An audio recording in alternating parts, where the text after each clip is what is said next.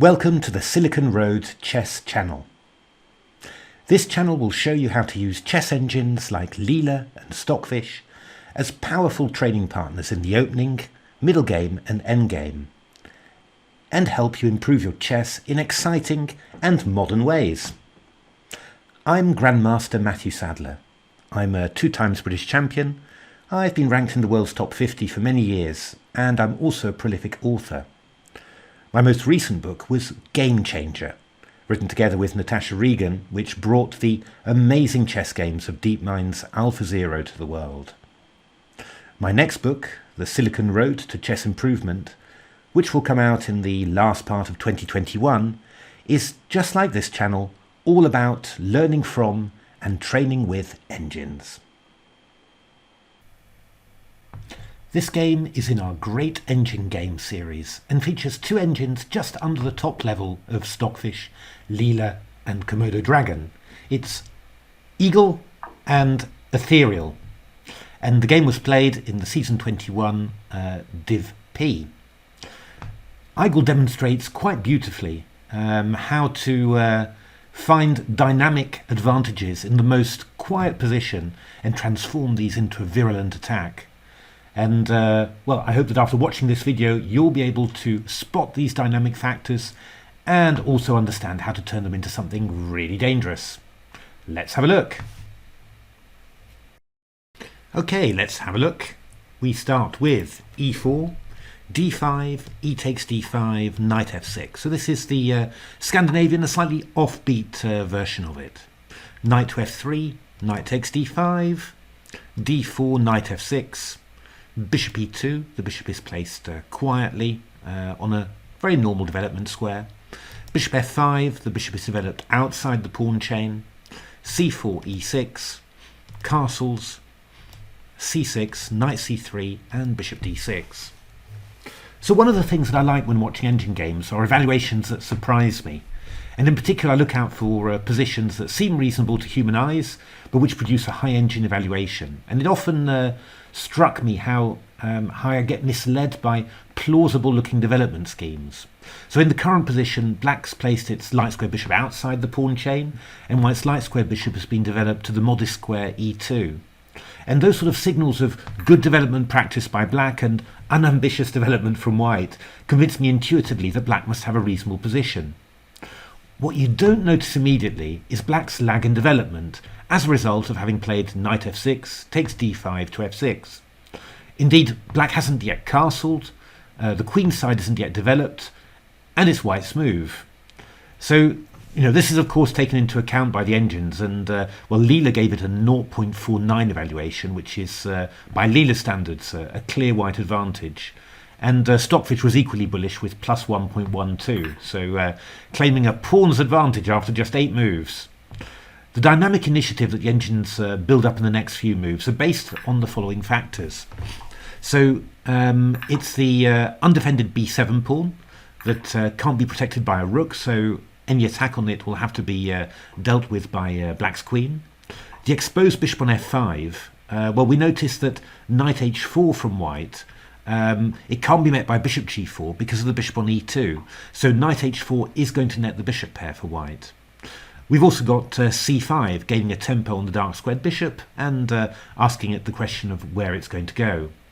And of course white's also got a general space advantage in the centre, and black's hardly at white's position at all. There's very little pressure on white's position. So let's have a look how how all these factors turn into a big dynamic advantage. It really caught me by surprise what happened. So knight h4 was played, bishop g6 and queen b3, and in those consecutive moves white has hit both exposed points in black's position, the bishop on f5 and the pawn on b7. Black's got a serious choice to make now: offer the exchange of queens with queen b6, or try and play conservatively with queen c7. Let's have a look at queen b6 first of all. Queen c7 was what Ethereal played in the game. We played bishop e3, queen takes b3 and a takes b3, and this is again very deceptive. Black doesn't seem to have any huge problems, but black isn't actually developed enough to prevent white from playing c5 and b4 to b5, and when that happens, there is serious pressure on the queen side. Let's have a look how this happened in some of the engine games that I ran from this position. So bishop e4, knight f3, black trying to avoid exchanging off its bishop for this offside knight on h4. So white brings the knight back into play, and then plays c5 and b4. And now, if black had one more move, knight bd7, then the position would be getting respectable. You can hear the TCEC clapping in the background there. So looks like Stockfish 14.1 has beaten Stockfish 13. So I was watching a very good game there at the moment. So b5. C takes b5, knight takes b5, and this is really awkward for black.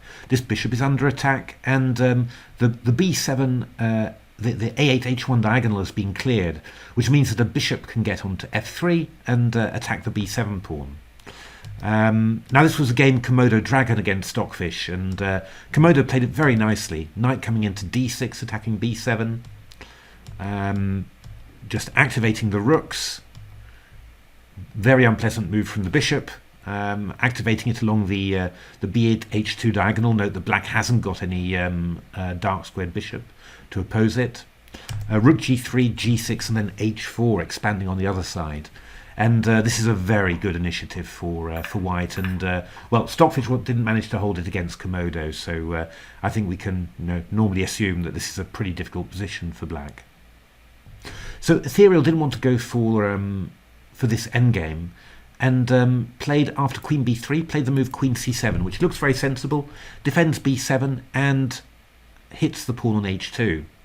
Now there's a couple of ways that white can play here, and Eagle played the very aggressive f4, which we'll have a look at in a little bit. Just worth pointing out that Komodo, I think it was, played the move, instead of f4, played the move g3. And, well, in some of my engine games, we can just see how this went. You can see again that this was very powerful for white. Big space advantage, black's piece is restricted, very hard for black to get at the white position at all, and white's already starting to look at playing h4 to h5, maybe after a preliminary king g2 and rook h1 to open up the king side. So rook d8, rook d1, knight d7, queen c2, a5 played, bishop f3, knight d5, takes, rook d3. This doesn't actually look that bad for black, but simply black has got no space and no active prospects. Takes, rook e3, and then a4. And white is pinning this pawn down to a5, got the open e-file, and at some stage might just line up with the queen and dark squared bishop, with queen e1 and bishop d2 attacking the pawn on a5. There's always the possibility also of some sort of attack on the king side if this knight moves away. It's a very difficult position, and Stockfish didn't manage to hold it. I'll just show you a couple more moves. Queen d7, queen d1, and now, well, knight e4, giving up a pawn was played by Stockfish. This is the most interesting line. Rook e8, takes, queen e1, hitting the pawn on a5, queen d8, bishop d2, hitting the pawn on a5, queen f6, a counter against the pawn on d4 and bishop f3, queen e3, queen d8, king g2, and white will again eventually just play queen e1 and win this pawn on a5. Just goes to show, I mean, the position doesn't look terrible for black, but just the seeds of disaster are in there simply because black's so passive and has so little to do against the white position. But f4 was really a really aggressive move from Igel, and it's really preparing a huge expansion on the king side. Now, Ethereal played quite incautiously and played castles, and really gave Igel a very a clear invitation to display its plan.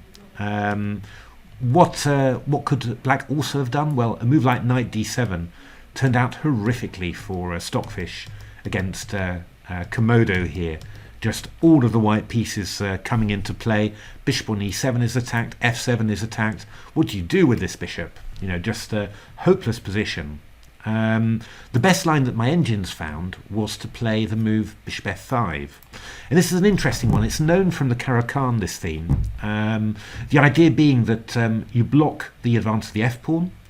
If the f-pawn remains there, then the bishop on c1 is a little bit passive because it's stuck behind the pawn.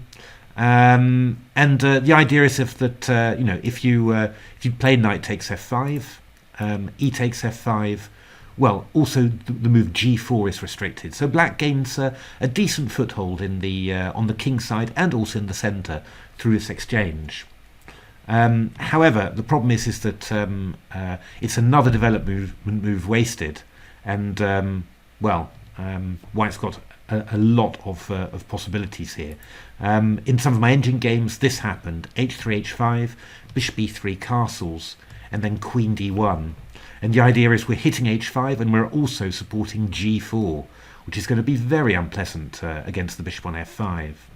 So yeah, I mean, in a game Stockfish Komodo simply gave away the rook's pawn and simply played this position. I mean, it is a whole pawn. Of course, the point is, I mean, we know this from AlphaZero games, that the rook's pawn is the least bad pawn to lose. You know, it has the least effect on the overall integrity of your position. So black isn't completely hopeless, but well, I mean, in a long game, Stockfish ground Komodo down and converted this to a win, and that's kind of what you'd expect, really. Let's go back to what Ethereal did, though, because after f4, Ethereal went castles, and here Eagle played g4. Wow, what a move! So, I mean, all of a sudden, black's bishop on g6 is in big trouble, and it's not very easy to save it. You don't want to play a move like h6, because then I'll just take on g6 and give you horrific pawns. So black played bishop e7, just trying to X-ray attack the knight on h4, maybe chased away. But Igel showed no fear. King h1, knight a6, Eagle, sorry. I always want to say Igel, but I think it's Eagle. And then f5.